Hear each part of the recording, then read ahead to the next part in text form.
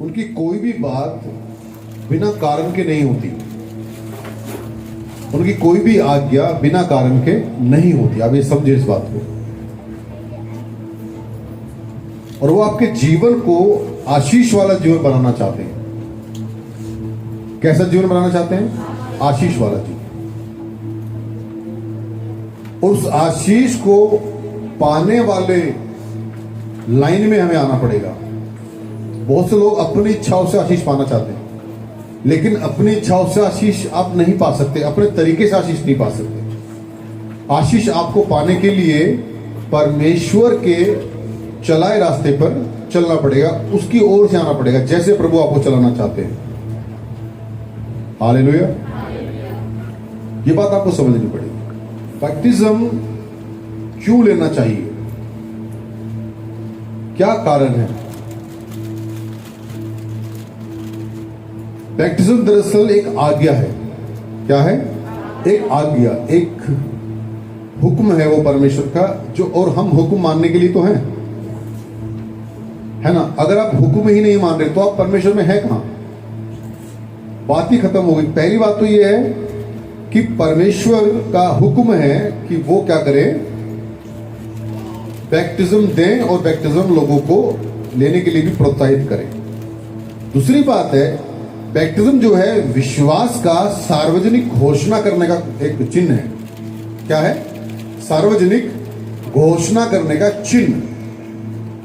आप सार्वजनिक घोषणा का अर्थ है कि आप लोगों को बताएं कि मैं यीशु मसीह पर ईमान ला चुका हूं। चोरी से बैप्टिज्म नहीं होता कभी, समझ रहे हो? बैप्टिज्म हमेशा विश्वासियों के बीच में होता है। वो एक अलग सिचुएशन है कि अगर अलग लेना पड़ जाए, वो एक प्रस्तुति का हिसाब किताब है। लेकिन अगर चर्च में है और हम सब कुछ नॉर्मल है, तो हम विश्वासियों के सामने बपतिस्मा लें और हम इसका घोषणा करें। दूसरी बात, नया जीवन और समर्पण पाने में डूबना, पुराना जो जीवन है, पाप है, पापी जीवन है, उससे अलग होना है। बहुत लोग बैप्टिज्म के बिना ही यीशु को मान रहे होते हैं, चल रहे होते हैं, तो उन्होंने अपने आप को अलग कहां किया है? पाप से। पाप से अलग मतलब डुबकी का बपतिस्मा, पानी में डुबकी लगाकर बाहर आना है। हालेलुया। समझ पा रहे मैं क्या करूं? पानी में डुबकी लगा करके बाहर आने को क्या बोलते हैं?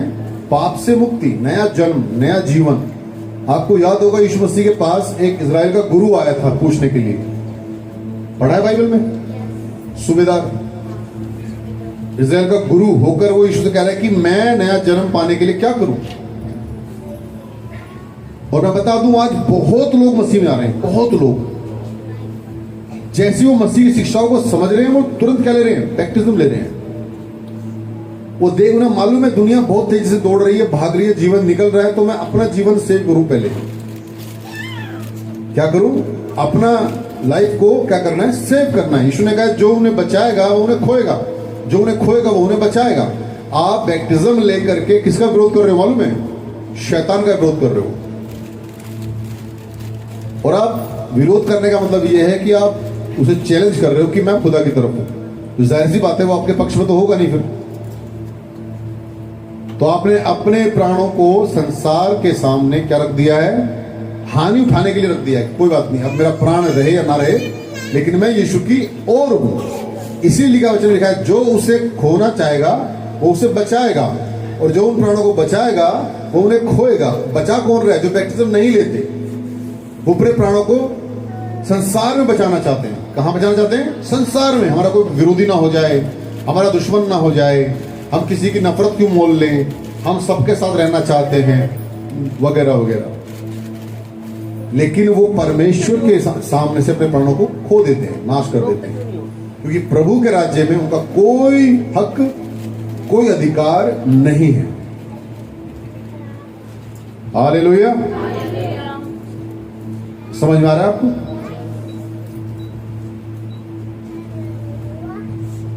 ये आपको समझने की जरूरत है कि अगर आपको लग रहा है ऐसा कि मेरे बैप्टिज्म लेने से मैं संसार में अपना वजूद खो बैठूंगा या खो बैठूंगी, या ये अच्छी खबर है, क्योंकि संसार में हमें हमेशा नहीं रहना, हमेशा तो हमें प्रभु के साथ रहना है, और क्योंकि प्रभु आने वाला है। विश्वास करते क्यों आने वाला है? दूसरी चीज लिख लीजिएगा, किसी के पास पेपर पेन वगैरह है तो,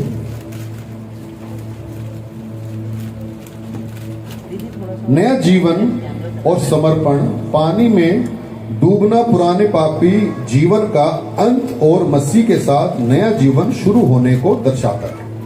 मरकुस अध्याय 16 वचन 16 निकालेंगे एक बार जी, पढ़ो। जो विश्वास करे और बपतिस्मा ले उसी का उद्धार होगा। हाँ, जो विश्वास करे और क्या ले? बपतिस्मा ले, उसी का क्या होगा? उद्धार होगा। कितने उद्धार पाए लोग हैं यहां पर? वचन अनुसार उद्धार पा लिया आप लोगों ने जी। अब उद्धार पाए हुए लोगों का सिलेक्शन हो चुका है। कहां सिलेक्शन हो चुका है?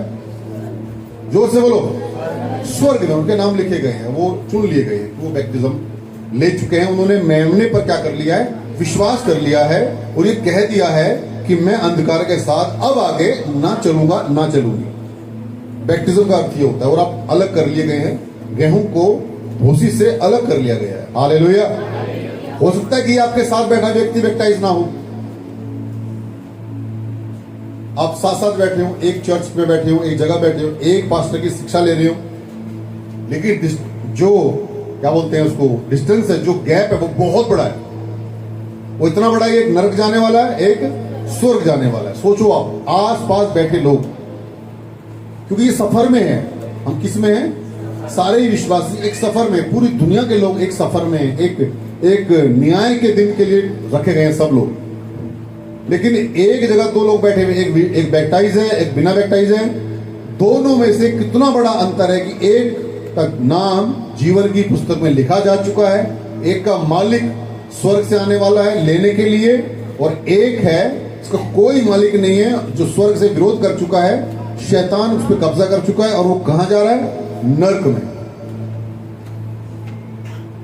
उसके पास कोई माफी नहीं है। जो मैंने पढ़ा है, तब पिता से माफी को मांगना। बैप्टिज्म नहीं लिया, चर्च में वो बैठा है, वो भी चर्च में है, वो वचन सुन रहा है, प्रार्थना कर रहा है, सब कुछ कर रहा है,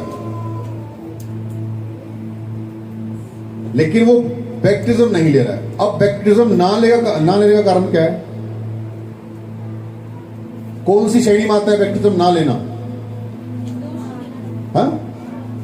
विश्वास नहीं करना, या और दोष ठहरा जाएगा। और एक बाइबल से क्या यीशु ने कुछ कहा है उसके बारे में? मैं बता दूं, ध्यान से सुने मेरी बात, ध्यान से सुने, भूल मत जाना प्लीज। यीशु ने कहा है, जो मनुष्य के सामने मेरा नाम लेने से लजाएगा, जब मैं पिता की महिमा सहित आऊंगा तो मैं भी उससे लजाऊंगा। बैप्टिज्म लेने से लोग क्या करते हैं? लजाते हैं। क्यों कतराते हैं? जोर से बोलो। वो लजाते हैं, उन्हें शर्म आती है। मैं यीशु को कबूल कर लूं, बैप्टिज्म ले लूंगा तो लोगों को बाहर क्या कहूंगा, समाज में क्या कहूंगा, या कोई और वजह। लेकिन यीशु ने तो एक ही वजह ठहराई है कि वो है लजाना। लज्जित महसूस करना कि बैप्टिज्म ले लिया। कितने लोगों को बैप्टिज्म लेना लज्जा की बात लगती है, लेकिन किसी को लगती है। उन्हीं के बारे में यीशु ने कहा है, तुम यदि लजाओगे तो मैं भी तुमसे। हालेलुया। अगर बैप्टिज्म हर साल होता तो मैं कह रहा हूं हर साल लोग लेते हैं, मैं तो इतना खुश हूं। हालेलुया। लेकिन बैप्टिज्म जिंदगी में सिर्फ एक बार लिया जाता है। जहां भी हो, जैसे भी हो, कोई भी आपको बैप्टिज्म दे, मसीही व्यक्ति, एक ही बार होता है। हालेलुया। तो बैप्टिज्म जो है वो विश्वास करने वालों की पहचान है, और जो बपतिस्मा लेगा क्या होगा? उसी का उद्धार होगा। जिनका बपतिस्मा नहीं हुआ है, मतलब उनका उद्धार नहीं हुआ है, वो डेंजर जोन में है। वो प्रार्थना कर तो रहे हैं, प्रभु सुन भी रहा है, ऐसी बात नहीं उनसे प्रेम नहीं करता प्रभु, पर परमेश्वर इंतजार में है कि अगर बैप्टिज्म आपने ले लिया तो ओके, अंदर आ सकते हैं आप। अगर बैप्टिज्म नहीं लिया तो आप बाहर ही हैं। बाड़े से कहां है? बाहर ही हैं, आप अंदर नहीं आ सकते। जी।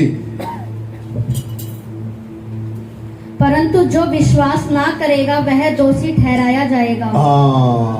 हालेलुया। जो विश्वास ना करेगा, वो जो बैप्टिज्म नहीं लेगा, वो क्या ठहराया जाएगा?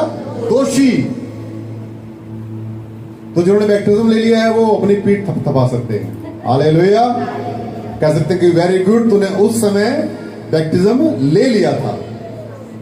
प्रॉब्लम्स तो उस टाइम भी आ रही होंगी, समस्याएं आ रही होंगी, दिमाग आगे पीछे चल रहा होगा, बहुत सवाल होंगे मन में, फिर भी हमने क्या ले लिया? बैप्टिज्म ले लिया था उस समय। तो वो घड़ी, वो समय बहुत मुबारक, बहुत अच्छा, बहुत ही बढ़िया कि आपने क्या ले लिया? बैप्टिज्म ले लिया, क्योंकि उससे ही उद्धार मिलेगा। आपको संसार उद्धार नहीं देगा, यार दोस्त, फैमिली मेंबर उद्धार नहीं देंगे, उद्धार सिर्फ यीशु देगा आपको। जी, हो गया पूरा? हम एक और वचन निकालेंगे, मत्ती अध्याय 28 उसका 19वां वचन। इसलिए तुम जाओ, सब जातियों के लोगों को चेला बनाओ और उन्हें पिता और पुत्र और पवित्र आत्मा के नाम से बपतिस्मा दो और उन्हें सब बातें जो मैंने तुम्हें आज्ञा दी है मानना सिखाओ। ये यीशु मसीह कह रहे हैं कि उन्हें क्या दो?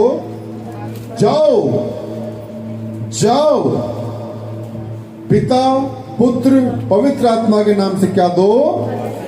जाओ। ये आज्ञा है यीशु की, जाओ।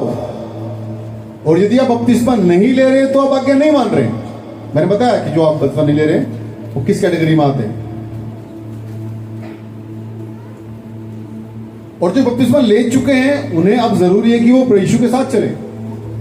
उन्हीं के लिए कहा गया है कि हल पर आदर के पीछे मुड़ के ना देख। उन्हीं के लिए कहा गया है, उन्हीं के लिए बोला गया है, तुम मेरे हो और तुम मेरे ही हो। सारी जो प्रॉमिस की बातें वो किनके लिए? जितनी प्रॉमिस के शब्द वचन सुनते हैं ना नए नियम के अंदर, वो सब किनके लिए? जोर से बोलो। जिन्होंने बैप्टिज्म लिया है उनके लिए है। मैं शीघ्र आने वाला हूं, घबराना मत। किनके लिए ये शब्द? जो बैप्टाइज है। जितने भी प्रॉमिस शब्द हैं, जितने भी यीशु के साथ जाएंगे, जो उठा लिए जाएंगे, जो जागने वाली कुंवारियां हैं, जिन्होंने अपनी मशालों के लिए एक्स्ट्रा ऑयल बचा के रखा, उनके लिए है वो वचन। हालेलुया। मैं शीघ्र आ रहा हूं, दूल्हा आने वाला है। हालेलुया। दूल्हा आ रहा है अपनी दुल्हन को लेने के लिए। एक गीत हम गाते थे, एक याद होगा आप लोगों को, सच के सवर के, तैयारी करके तेरा इंतजार है। कौन कर रहे हैं इंतजार? बैप्टाइज लोग। हालेलुया। वो कलीसिया जो चुर्रियां मुक्त कलीसिया है, जो जागरूक कलीसिया, जागरूक लोग। जागरूक वो हैं जिनका बोर्न अगेन हो चुका है, जिनका दूसरा जन्म हो चुका है, वो है जागरूक। जो इतने सालों के बाद भी शक कर रहे हैं, बैप्टिज्म नहीं ले पा रहे, प्रभु से कोई भी रिश्ता नहीं रख रहा है, उनके लिए कोई घोषणा ही नहीं है। उनके सिर्फ एक घोषणा है, जो मुझसे ले जाएगा मैं भी उनसे ले जाऊंगा। हालेलुया। यही एक बात है।